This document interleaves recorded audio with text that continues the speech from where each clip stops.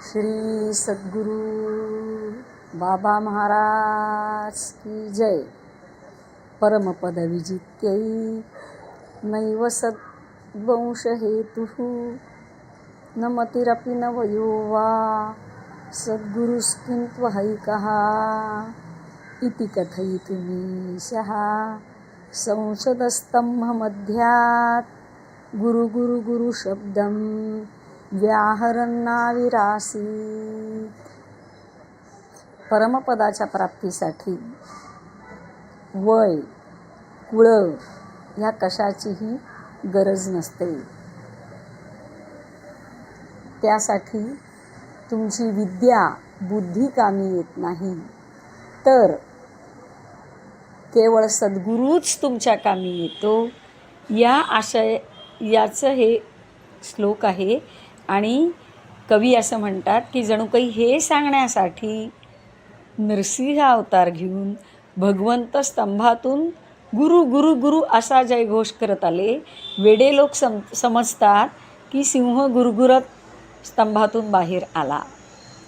हे सद्गुरु तत्वाचं एका वाक्यातलं महत्त्व.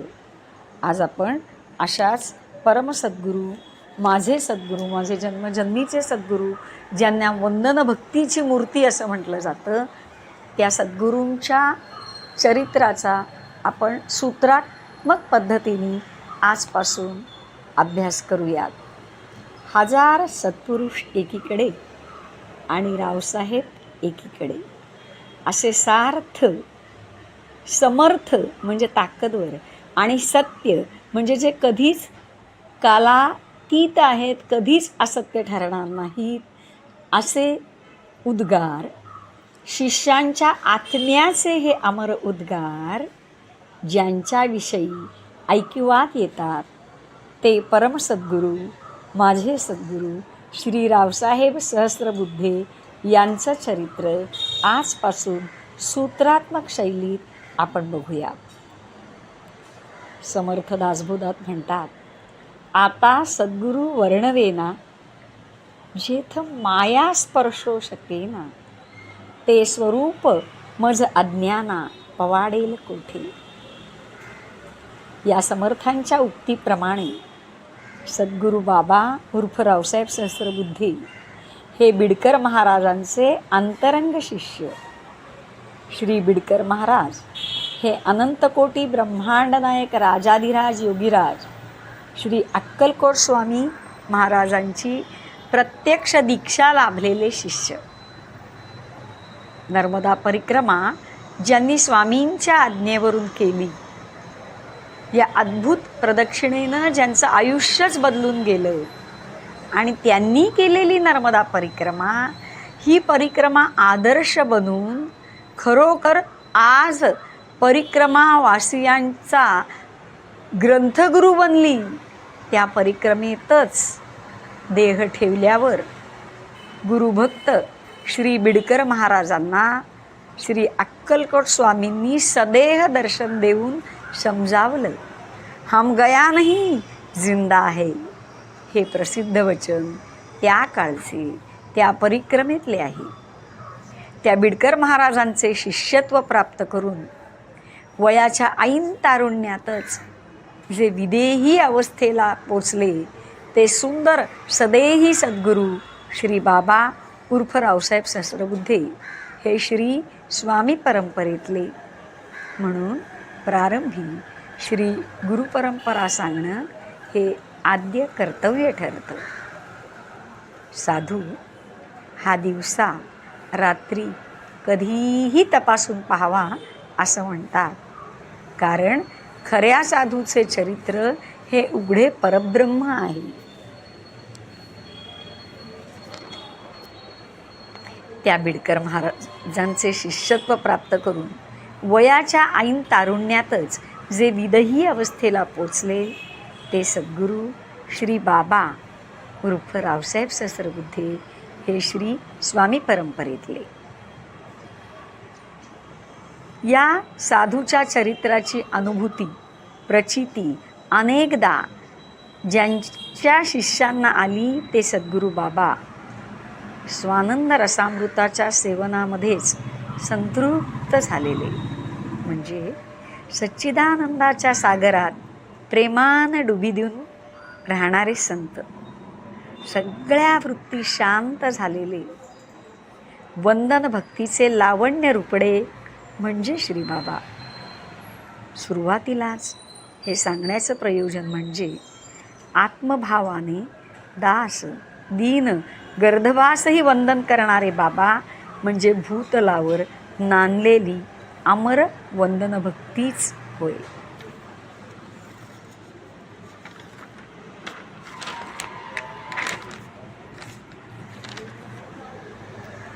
श्री सिद्धारूढ स्वामींच्या गावी शिवपंचाक्षरी पावन अशा नमः शिवाय मंत्राच्या जयघोषात शिवस्वरूप दत्तस्वरूप अशा बाबांचा त्रिपुरारी पौर्णिमा 14 नोव्हेंबर 1883 साली हुबळी येथे जन्म झाला.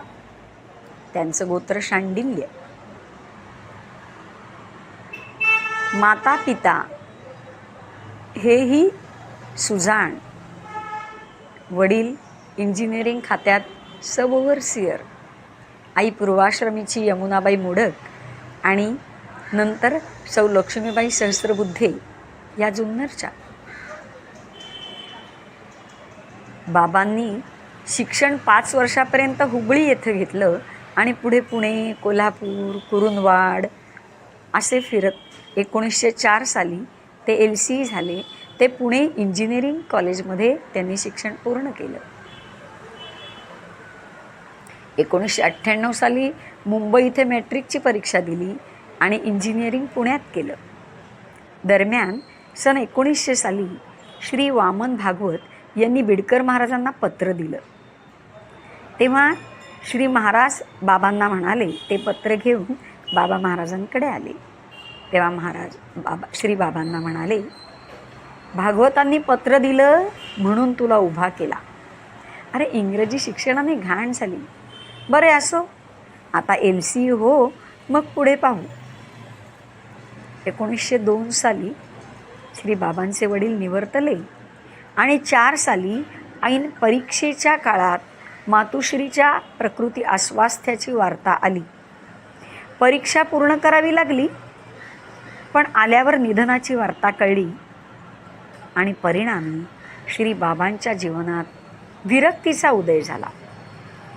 खरं तर कुरुंदवाडी स्वतःचं घर, एकेकाळचे संस्थानिक पटवर्धन हे तर पूर्वीचे सहस्त्रबुद्धे घराण्याचे सन्माननीय उपाधी. पण ते घर पुढं विकलं गेलं आणि रावसाहेब 1908ला नोकरीला लागले. 1909 साली ते गुरुघरी श्री बिडकर महाराज यांचेकडे आले. त्याच वेळी महाराज म्हणाले, मी तुला परमनंट केला.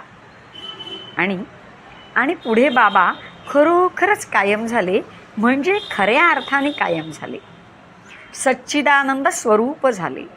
अज अनादि अनंत परब्रह्मतत्वाकडे त्यांची वाटचाल झाली. सत म्हणजे असणे, जे आहेच, जे उत्पन्न होत नाही आणि लीनही पावत नाही, असं अज अनादि अनंत स्वरूप असे बाबा पुढे झाले. आणि बिडकर महाराजांचे शब्द अर्थातच खरे ठरले. 1911 साली महाराजांनी त्यांच्या डोक्यावर हात ठेवून त्यांना कृतकृत्य केलं. महाराज कधीही डोक्यावर हात ठेवून कोणालाही उपदेश करीत नसत. पण बाबांच्या बाबतीत वेगळंच घडलं आणि तेव्हापासून श्री बाबा स्वरूपानुसंधानात मग्न होऊन गेले. लोकांनी त्यांना वेडे ठरवले, अगदी नातेवाईकांनी पण जाणत्यांनी हे वेड ओळखलं. आणि हा कसला वेडा, हा तर एक दिवस जगाला वेड लावेल, असे एका सत्पुरुषांचे शब्द जसेच्या तसे खरे ठरले. असं म्हणतात, लौकिकानां हि साधूनां अर्थम वाक् अनुवर्तते, ऋषीणां पुनराद्यानां वाचम अर्थोनुधावती. याचा अर्थ, लौकिक साधू विचार करून उत्तम आशीर्वाद देतात, तर अलौकिक आद्य ऋषी असणारे साधू मुनी यांच्या मुखातून येणाऱ्या वाणीमागे अर्थाला धावावे लागते. म्हणजेच त्यांची वाणी कदापिही असत्य होत नाही. तसेच या उद्गारातून घडले आणि रावसाहेब जगाला वेड लावून गेले. झळाळती स्वर्णकांती, मुखी बालभाव, भव्य देहयष्टीचे रावसाहेब मातृमुखी होते. त्यांचा गोरा रंग आणि दिव्य तेज दृष्टी दिपवत असे. साधनेमुळे काया आणि अंतरंग अतीव कोमल झालं होतं. पायाचे तळवे गुलाबी रंगाचे आणि मुलायम स्पर्शाचे होते असे पायी डोई टेकवणारे त्यांचे सगळे शिष्य अनेकदा सांगत. दृष्टी मात्र अंतरंगीच्या गूढ गर्भांतरीच खिळलेली, स्थिर अशी होती. सिगरेट ओढत एकदा सिगरेटनी बोटं जळत होती, पण हे विदेही पडले. भक्तांच्या अंतरंगाला चटका बसला आणि त्यांच्या शिष्याने ते सिगरेटचं थोटू ओढून काढलं. काय ही विदेही अवस्था! जळक्या पलंगावर आनंद सागरात बुडी घेणाऱ्या श्री शेगाव निवासी गजानन महाराजांची हा प्रसंग आठवण करून देते. आमचा उपदेश वेड लावून घेण्याचा आहे, पण वेड्या होण्याचा हट्ट किंवा इच्छा कोणालाच नाही. वेडा होण्याला आज कोणीच तयार नाही, असं श्री बिडकर महाराज म्हणत. पण रावसाहेब यांना उपदेश करून मात्र त्यांनी धन्य केलं आणि रावसाहेबांच्या म्हणजे बाबांच्या अलौकिक साधनेचा लोकांना पत्ताच लागणे शक्य नव्हते. म्हणूनच तर लोक त्यांना वेडे म्हणू लागले. या निशा सर्व भूतानां तस्याम जागर्ती संयमी या उक्तीप्रमाणे आत्मरत, आत्मक्रीड आणि अविनाशी आनंद सागरात डुबी मारून मोठ्या सुखानं सहज समाधीत रमलेले श्री बाबा भौतिक विश्वात लडबडलेल्या आपल्यासारख्यांना वेडेच वाटले होते. उदासीन अंतरंग वृत्तीच्या बाबांना श्री सद्गुरूंच्या आज्ञेने विवाह करावा लागला. स्वतःचा सगळा पगार विवाहाच्या आधी आचार्याच्या हाती देणारे विशुद्ध भोळ्या सांबाच्या वृत्तीच्या बाबांच्या संसाराची काळजी आता सौ दुर्गाताई पेलू लागल्या. जुन्नरच्या सौ दुर्गाताई बोडस घराण्यातल्या 13 वर्षाच्या दुर्गाताई आणि बाबा 26 वर्षाचे असा विवाह झाला. लग्नानंतर बायकोच्या तंत्राने तू चाललेच पाहिजेस ही श्री महाराजांची गुरुआज्ञा त्यांच्या ध्यान मग्न वृत्तीच्या पथ्यावरच पडली होती. एक मुलगीची माताई तिच्या जन्मानंतर मात्र या विदेही साधकाची साधनेची धुनी जी आधीपासूनच दुगदुगत होती ती प्रखर प्रज्वलित झाली. इतकी की मुलीच्या लग्नाची जबाबदारीही भक्तांना घ्यावी लागली. खरं तर नोकरीत उत्तम काम, सचोटी होती, पण प्रपंचात मन रमलंच नाही, किंबहुना मन नव्हतेच. नोकरी, घर आणि सद्गुरू यात रममाण झालेल्या या गुरुभक्ताची श्रद्धा सार्थ ठरली. सद्गुरू सारिखा असता पाठीराखा आणि कांची लेखा कोण करी.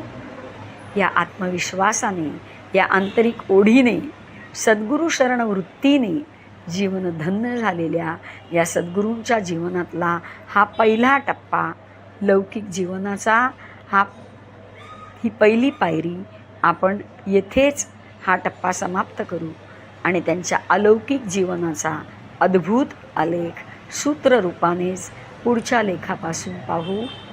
धन्यवाद. सद्गुरू बाबा महाराज की जय.